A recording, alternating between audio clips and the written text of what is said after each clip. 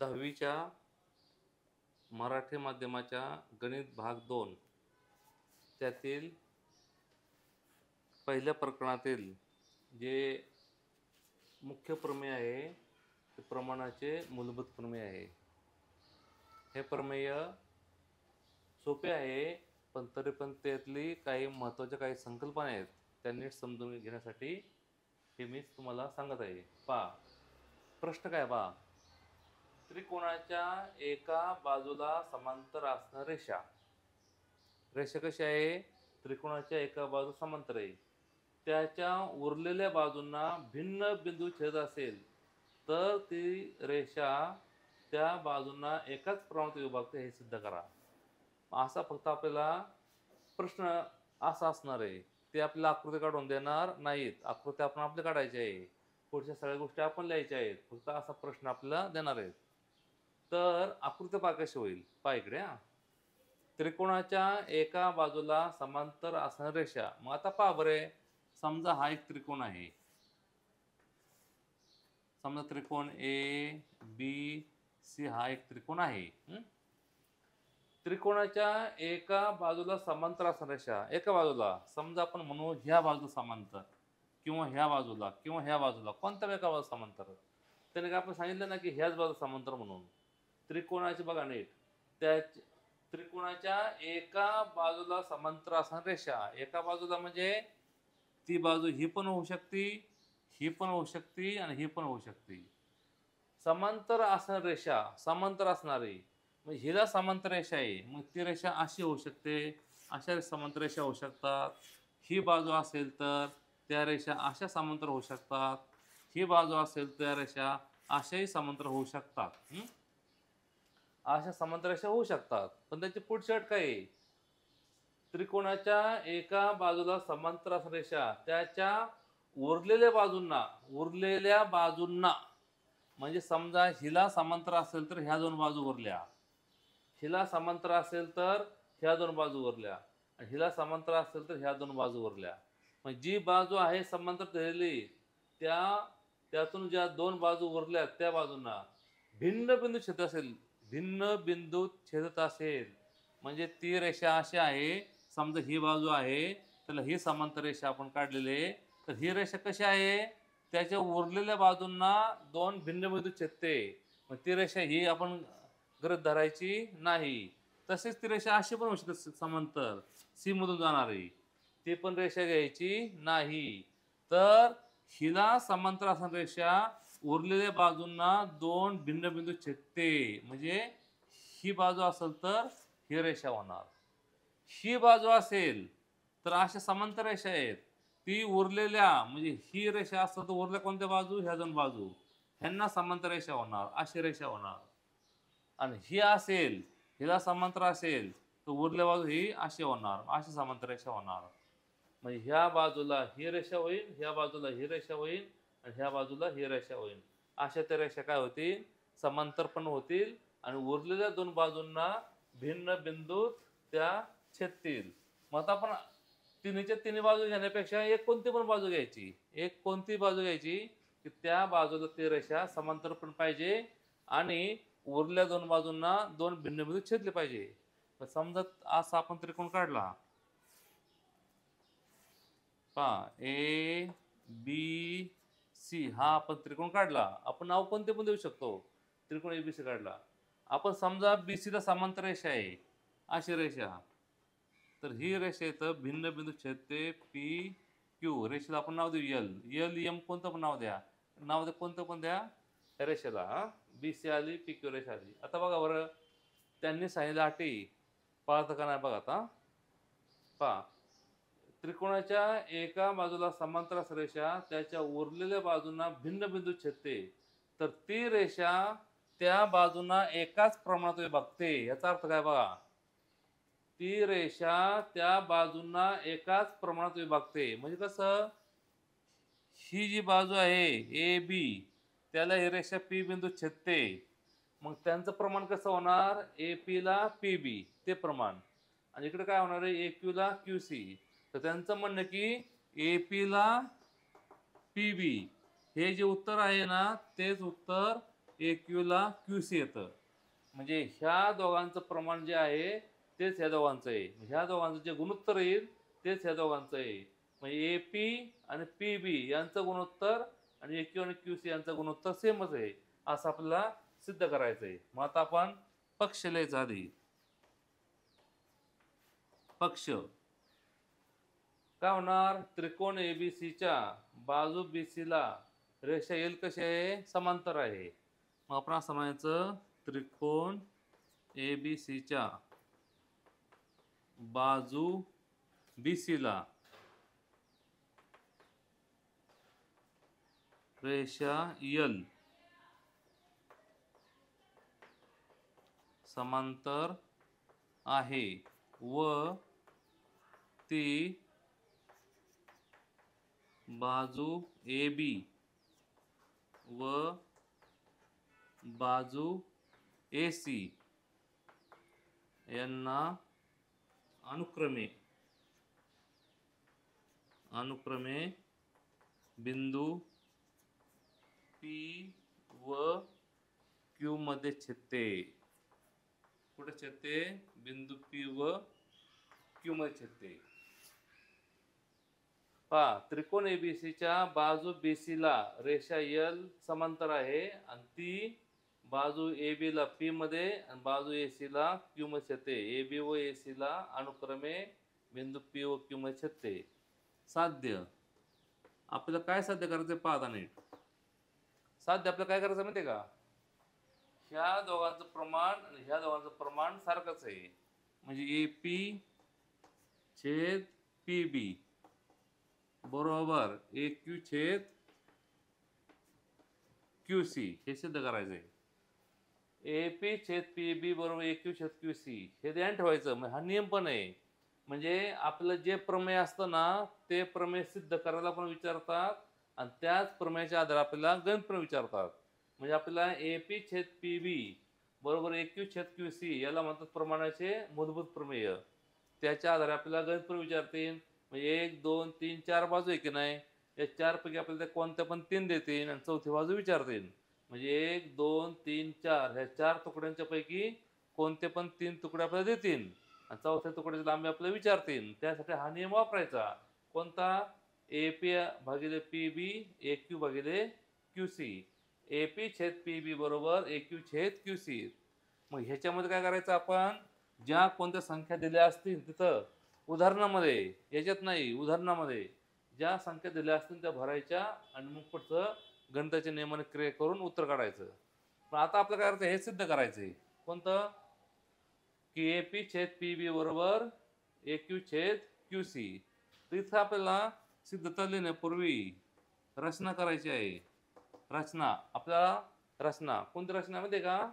बिंदू P व C आणि बिंदू Q व B जोडले ते जोडायचं. बिंदू P व C तसेच बिंदू B व Q जोडले. म्हणजे बिंदू B व Q आणि बिंदू P व C हे जोडले. मग आपण जोडवतो आपण मग हे असे जोडले म्हणले. जे नव्याने जोडले ना आपण त्याला असे डॅश करून रेषा काढायच्या. म्हणजे आपल्याला कळतं की हे आपण नव्याने जोडलेलं म्हणून. पहा, हे जोडले. आता लिहायची आपण सिद्धता. पहा इकडे आता सिद्धता. आपल्याला माहिती आहे की दोन त्रिकोणाच्या क्षेत्रफळांच्या गुणोत्तराविषयी 3 नियम आहेत. ते 3 नियम असे आहेत की जर दोन त्रिकोणांचा पाया समान असेल,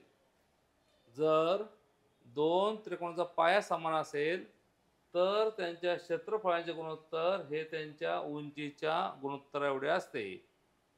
दोन त्रिकोणाचा पाया समान असेल, पाया समान म्हणजे समान लांबीचा, तो एका ठिकाणी पाया पाहिजे असं पण काही नाही.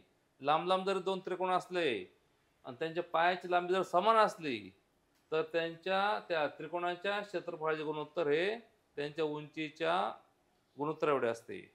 जर दोन त्रिकोणाची उंची समान असेल म्हणजे ह्याच लेवलात हा असा त्रिकोण असा असेल, जर दोन त्रिकोणांची उंची समान असेल, जर दोन त्रिकोणांची उंची समान असेल तर त्यांच्या क्षेत्रफळांचं गुणोत्तर हे त्यांच्या पायाच्या गुणोत्तर एवढं असतं. उंची समान असेल तर पायाच्या गुणोत्तर एवढं, पाया समान असेल तर उंचीच्या, आणि भिन्न भिन्न असेल मग दोन त्रिकोणाचा पाया पण वेगवेगळा आहे आणि उंची पण वेगवेगळी आहे, तर आपल्याला त्यांचा लागतो गुणाकार करायला. त्यांची उंची आणि पाया यांचा गुणाकार करायचा. मग ह्या दोघांचा गुणाकार छेद ह्या दोघांचा गुणाकार, नंतर त्याला संक्षिप्त रूप देऊन ते उत्तर मांडायचं. नियम काय ध्यानात ठेवायचे थोडक्यात की जर दोन त्रिकोणांचा पाया समान असेल तर त्यांच्या उंचीच्या गुणोत्तर एवढे त्यांचे क्षेत्रफळाचे गुणोत्तर असते. उंची समान असेल तर त्यांच्या पायाच्या गुणोत्तर एवढे त्यांच्या क्षेत्रफळाचे गुणोत्तर असते. दोन्ही दोन्ही भिन्न असतील तर त्यांचा पाया उंची यांच्या गुणाकाराचं जे गुणोत्तर येईल ना तेवढं त्या क्षेत्रफळाचं गुणोत्तर असतं. आता ह्या आकृतीमध्ये पहा बरे आपलं काय समान दाखवता येईल बघा इकडे आता. तर हा जो त्रिकोण आहे त्याच्यामध्ये पहा काळजीपूर्वक,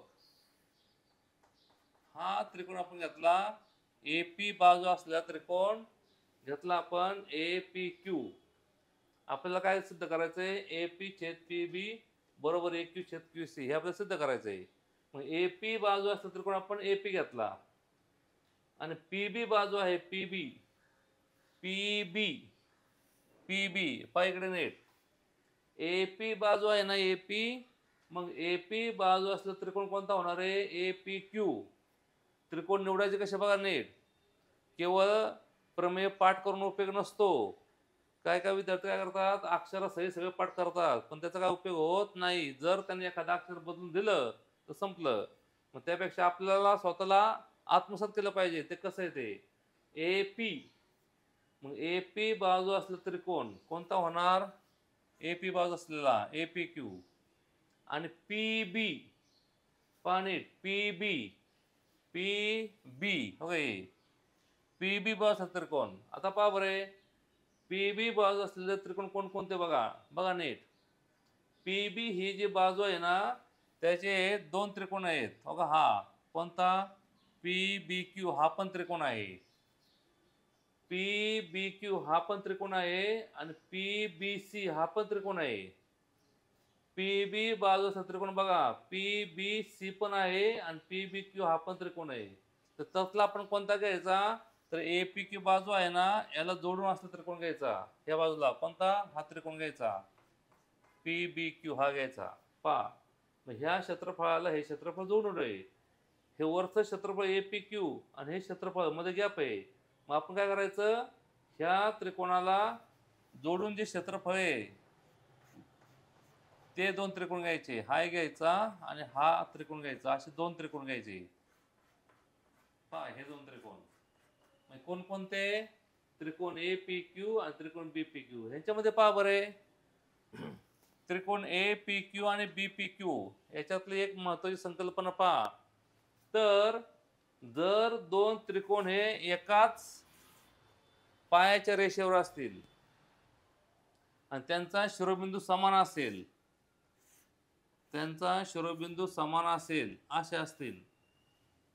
आता आपल्याला लहानपणी प्रश्न विचारायचे, अशा आकृती काढायचे आणि म्हणायचे एकूण त्रिकोण मोजा. आपण असं म्हणायचो 1 2 3 4 5, 5 झाले आपण असं मोजायचो. मग ते म्हणायचे हा नाही का अजून, हा नाही का, हा नाही का, मोठा नाही का, असं काहीतरी जाऊ द्या. पण आपल्याला आता काय करायचंय, याची संकल्पना शिकायची महत्वाची, ते फार महत्वाची संकल्पना पहा. तर याच्यात महत्वाची संकल्पना अशी आहे की जर त्रिकोणाचा शिरोबिंदू समान असेल, सामायिक असेल आणि पायाची जी लांबी आहे ना ती ही एकाच रेषेवर असेल तर त्या सर्वच्या सर्व त्रिकोणाची उंची समान असते. म्हणजे इथं जेवढे काय त्रिकोण असतील तुम्हाला दिसतील, जेवढे असतील तेवढे असतील, त्या सर्वच्या सर्व त्रिकोणांची उंची समान आहे. आणि ती उंची ही नाही तर उंची कोणती असते माहिती का, थेट जो लंब टाकलाय ना ती उंची असते. मग आता ही जी उंची आहे आपण नाव देऊ थोड्यासाठी, हा ABCDEFGH.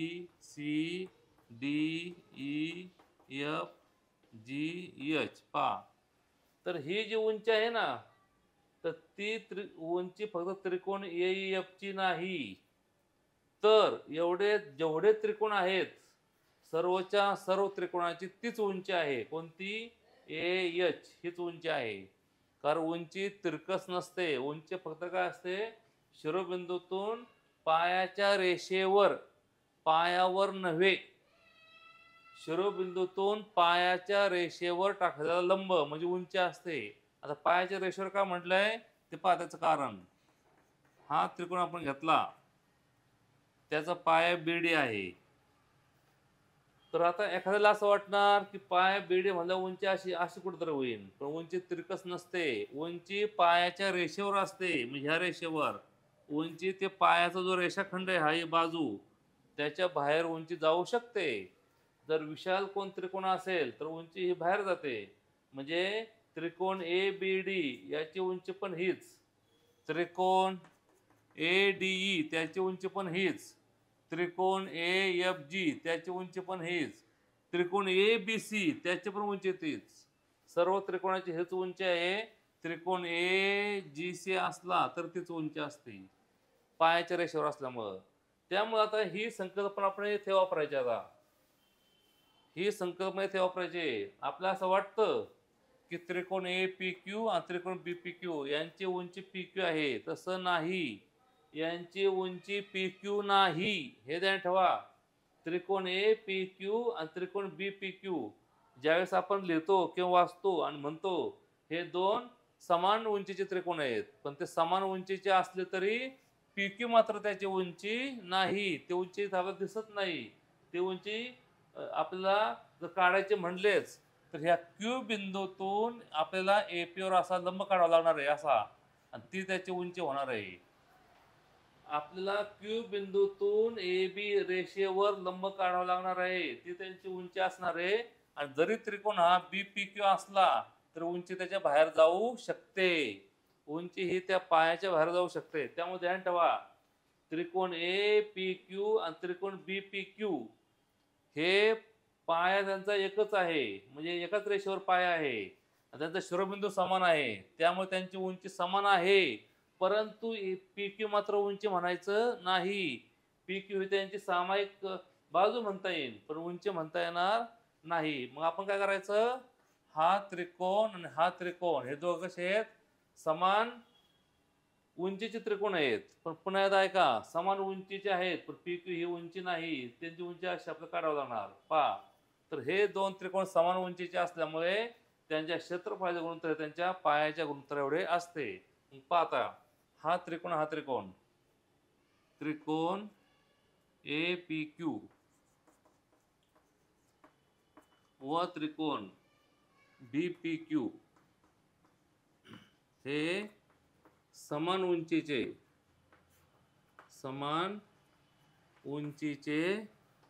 त्रिकोण आहेत. पहा, हे दोन परत आहे का बघा, हे संकल्पना लय महत्वाची आहे.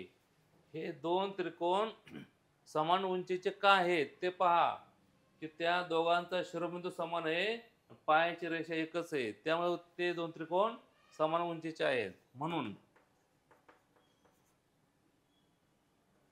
एरिया ऑफ ट्रायंगल APQ भागिले एरिया ऑफ ट्रायंगल BPQ बरोबर APQ BPQ. हे किंवा असं हे पाठ ठेवायचं नाही, हे भागिले हे भागिले असं काय ध्यान ठेवायचं नाही. ते काय आहे ते ध्यान ठेवायचं आहे की हे हा त्रिकोण आणि हा त्रिकोण यांचं उंची समान आहे, म्हणजे PQ उंची नाही, तर शिरोबिंदू समान आहेत, त्यामुळे दोघांची उंची जी काय असताना अज्ञात न दिसणारी ती उंची समान आहे. मग लिहायचं हे क्षेत्रफळ भागिले हे क्षेत्रफळ, पाया भागिले पाया, AP भागिले PB. विधा नंबर लिहायचं 1, कारण ह्या दोघांची काय उंची समान आहे. त्रिकोण APQ व त्रिकोण BPQ हे समान उंची त्रिकोण आहेत. हे आलं. पुढलं तसेच त्रिकोण. आता बघा बरे, इकडून पाहिलं तर हा त्रिकोण आणि त्याला जवळचा हा त्रिकोण, हा घ्यायचा त्रिकोण APQ व त्रिकोण PQC. पी क्यू सी बघा, पी क्यू सी हे सुद्धा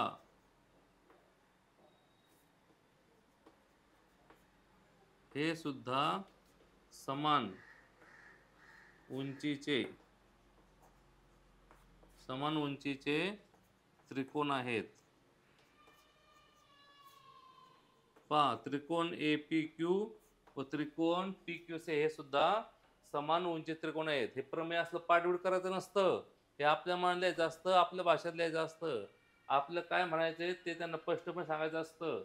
त्रिकोण ए पी क्यू त्रिकोण बी पी क्यू हे समान उंचीचे आहेत, त्यामुळे हे क्षेत्रफळ भागले हे क्षेत्रफळ हे आलं. तसेच हा त्रिकोण आणि हा त्रिकोण हे समान उंचीचे आहेत, त्यामुळे हे भागिले हे आलं.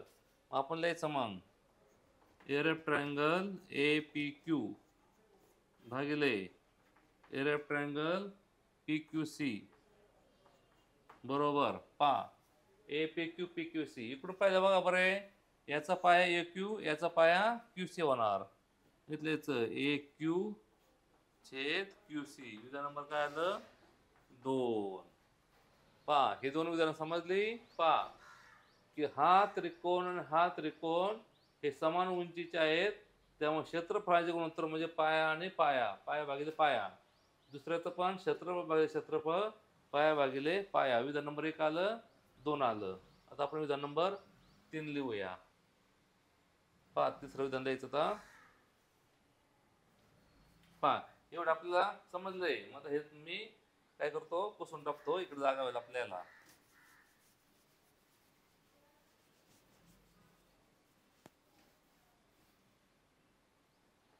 पहा इकडे हे होतं विधान नंबर 1 आणि हे काय होतं विधान नंबर 2 होता. पहा कारण ते आपल्याला वापर करायचा आहे. तिसरं पाहता नीट. तिसरी संकल्पना पहा. संकल्पना महत्वाची, ते पहा संकल्पना काय असते. पहा नीट. जर दोन रेषा समांतर असतील, काय असतील, दोन रेषा समांतर असतील, तर त्यातलं लंबांतर हे सर्वत्र समान असतं.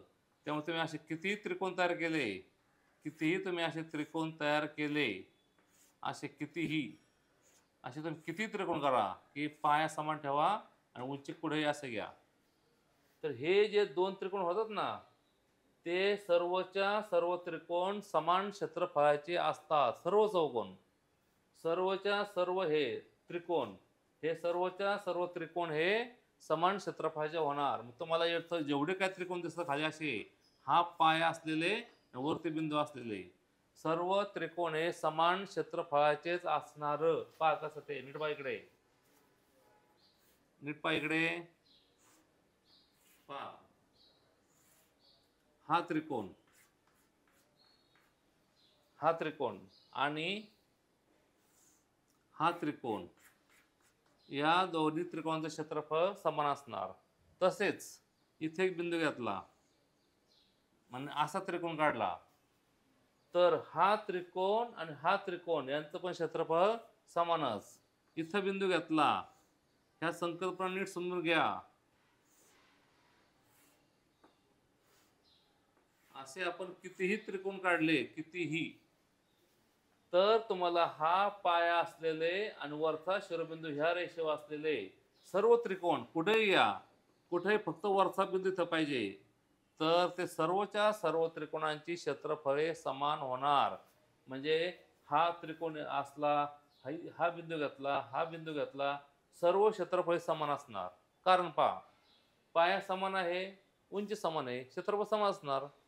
दोन त्रिकोणाचा पाया समान, उंची समान, कारण त्रिकोणाच्या क्षेत्रफळ सूत्र काय आहे, 1/2 पाया गुणिले उंची. 1/2 तर समान सगळीकडे आहेच, पाया समान उंची समान, म्हणजे आपोआप काय होणार आहे, क्षेत्रफळ ती समान असणार आहे. त्यामुळे आता ही संकल्पना आपल्याला वापरायची आहे. आपल्याला संकल्पना शिकायची असते नेमकी काय ती. तर इथे काय आहे पहा बरे, हा त्रिकोण बघा, पी बी सी हा त्रिकोण आणि बी क्यू सी हा त्रिकोण. पहा नीट, हा त्रिकोण. तसेच बी पी क्यू हा त्रिकोण, पी क्यू सी हा त्रिकोण. म्हणजे हे जे त्रिकोण आहेत दोन समांतर रेषेमधले, तर त्या त्रिकोणाचे क्षेत्रफळ समान असणार. कोणकोणतं माहिती आहे का, त्रिकोण PBC आणि त्रिकोण BQC हे दोन त्रिकोण समान क्षेत्रफळाचे, आणि इकडून पाहिलं असं तर हा पाया होणार. नीट पहा, पाया कोणता होणार? PQ हा पाया होणार.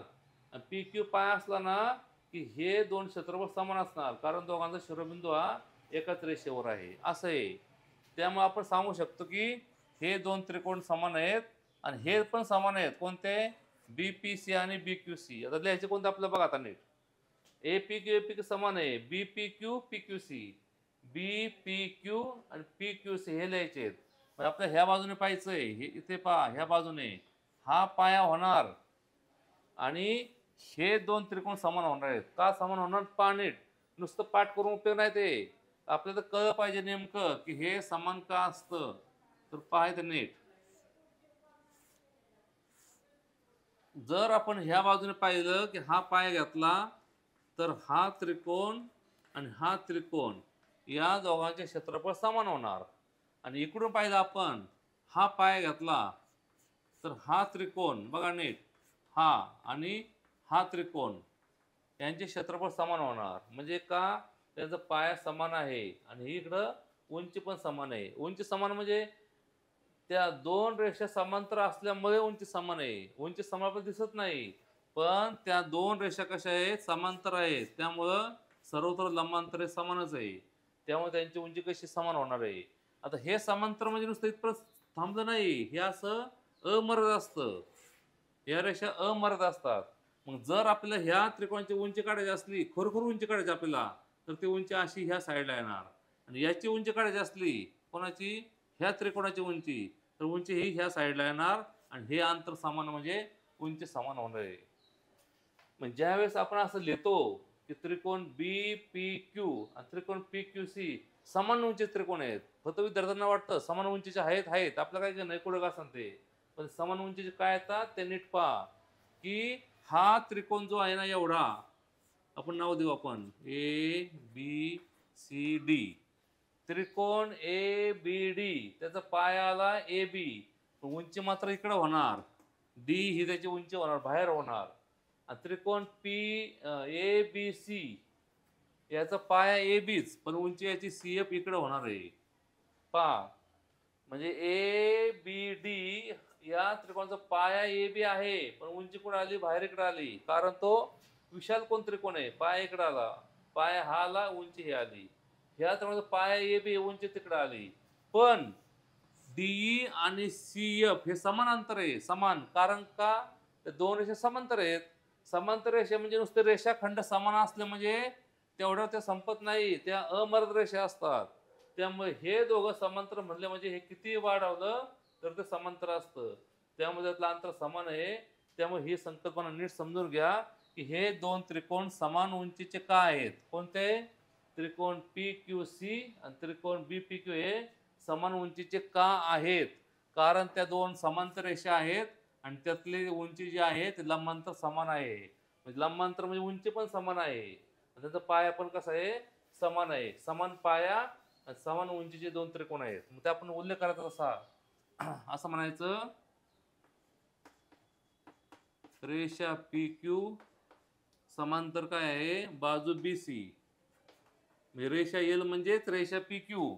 तर P बिंदू त्या L रेषेवर बिंदू P आणि Q आहे. त्यामुळे आपण कोणती पण रेषा म्हणू शकतो. याच्यावर जेवढे नाव असतील ना त्यातलं कोणतं पण नाव घेऊ शकतो आपण त्या रेषेला. PQ समांतर काय आहे? BC आहे. म्हणून त्रिकोण PQB, P याचं अक्षर घेऊ आपण, BPQ. त्रिकोण BPQ आणि त्रिकोण PQC हे समान उंचीचे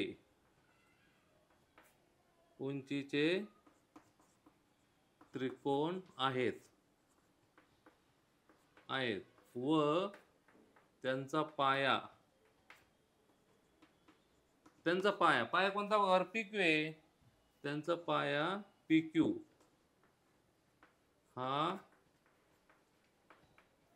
समान पाया आहे. म्हणून त्यांची क्षेत्रफळे समान आहेत. त्यांची क्षेत्रफळे समान आहेत. दोन त्रिकोण कसे आले? समान क्षेत्रफळाचे आले. मग आपण असं म्हणू शकतो एरिया ऑफ ट्रायंगल BPQ बरोबर area of triangle PQC with number 3 आलं. पहा नीट, ही संकल्पना फार महत्वाची आहे की हे दोन त्रिकोण समान क्षेत्रफळाचे आले. आता 1 2 3 वरून पहा आता नीट.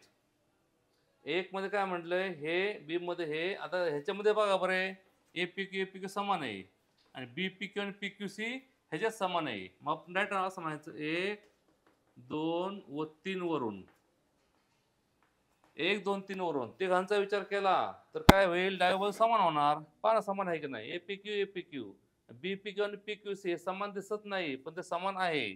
तर त्यामुळे आपण असं म्हणू शकतो एरिया ऑफ ट्रायंगल APQ भागिले एरिया ऑफ ट्रायंगल BPQ बरोबर एरिया ऑफ ट्रायंगल APQ भागिले एरिया ऑफ ट्रायंगल PQC हे समान आले.